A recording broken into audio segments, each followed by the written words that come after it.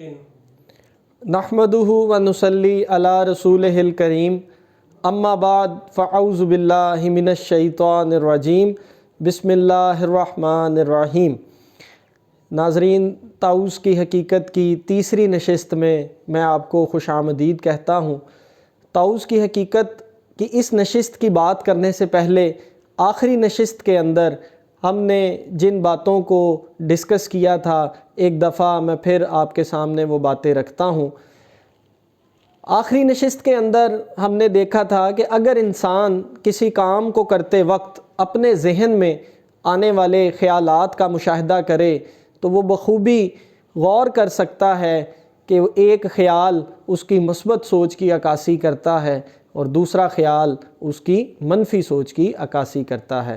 اگر انسان اس خیال کی صحیح سلیکشن اس وقت کر لے تو وہ اللہ تبارک و تعالیٰ کی ذات کی پناہ میں جو ہے وہ چلا جاتا ہے۔ تو ناظرین، اس نشست کے اندر ہم طاؤس کی حقیقت کو مزید سمجھنے کے لیے ایک واقعہ جو ہے وہ آج ہم آپ کے سامنے بیان کرتے ہیں، اور یہ واقعہ جو ہے وہ صحیح بخاری کی حدیث 3470 سے جو ہے وہ لیا گیا ہے۔ رسول اللہ صلی اللہ علیہ وآلہ وسلم نے ارشاد فرمایا، بنی اسرائیل میں ایک شخص تھا جس نے 99 خون ناحق کیے تھے، پھر وہ نادم ہو کر شرمندہ ہو کر مسئلہ پوچھنے نکلا۔ وہ ایک درویش کے پاس آیا اور اس سے پوچھا کہ اس گناہ سے توبہ کا کوئی طریقہ جو ہے وہ کیا موجود ہے؟ درویش نے جواب دیا، نہیں۔ یہ سن کر اس درویش کو بھی اس شخص نے قتل کر دیا، اور لہٰذا اس کے 100 خون جو ہیں وہ مکمل ہو گئے، پورے ہو گئے۔ پھر وہ کسی دوسرے درویش سے معافی کے بارے میں پوچھنے کے لیے نکلا اور ایک بستی کی طرف جو ہے وہ روانہ ہو گیا۔ اس بستی کی طرف جاتے جاتے راستے میں اس شخص کی موت جو ہے وہ واقعہ ہو گئی۔ مرتے مرتے اس شخص نے اپنا سینہ اس بستی کی طرف جو ہے وہ جھکا دیا۔ آخر رحمت کے فرشتوں اور عذاب کے فرشتوں میں باہم جھگڑا ہوا کہ کون جو ہے وہ اس شخص کو لے کر جائے گا، لیکن اللہ تعالیٰ نے اس نصرہ نامی بستی کو، جہاں وہ شخص توبہ کے لیے جا رہا تھا، حکم دیا کہ اس کی نعش سے قریب ہو جائے، اور دوسری بستی جہاں سے وہ نکلا تھا حکم دیا کہ اس کی نعش سے دور ہو جائے۔ پھر اللہ تعالیٰ نے فرشتوں سے فرمایا، اب دونوں کا فاصلہ دیکھو۔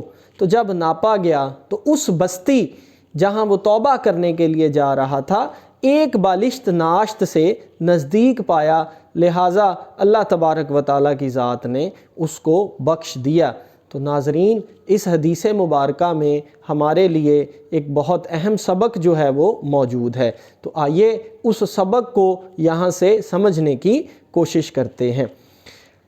یہاں سے اس حدیث مبارکہ سے ایک بات بڑی واضح ہوتی ہے کہ اللہ تبارک و تعالیٰ کی ذات جس شخص کو اپنی پناہ میں لینے کا ارادہ کرتی ہے یا اپنی پناہ میں لے لیتی ہے تو وہ یقیناً اس دنیا میں اس شخص کو اپنے کسی محبوب بندے کا قرب عطا کر دیتی ہے، جیسا کہ اس حدیث مبارکہ سے بہت واضح ہو رہا ہے۔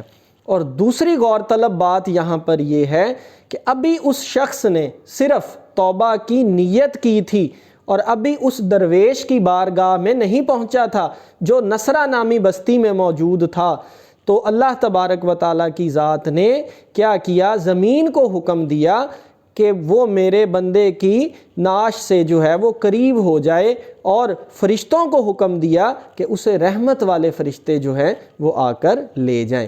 اس بات سے آپ اللہ تبارک و تعالیٰ کی ذات کی محبت کا اندازہ بھی لگا سکتے ہیں کہ اللہ تبارک و تعالیٰ کی ذات اپنے بندوں سے کتنی جو ہے وہ محبت کرتی ہے۔ یہاں سے ناظرین ہمارے لیے جو ایک سبق والی بات ہے کہ اللہ والے ایسے لوگ ہوتے ہیں جو بندوں کو اس تک پہنچانے کا ذریعہ ہیں، اگر ہم ان باتوں کو سمجھیں۔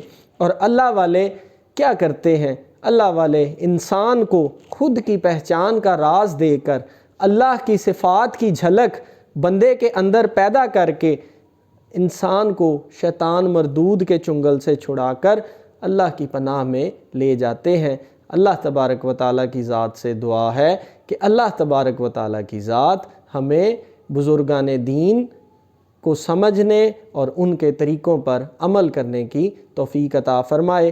تو اس نشست کے اندر ہم نے طاؤز کی حقیقت کو حدیث مبارکہ کی روشنی میں سمجھنے کی کوشش کی۔ انشاءاللہ اگلی نشست میں پھر طاؤز کی حقیقت پر بات ہوگی۔ آمین۔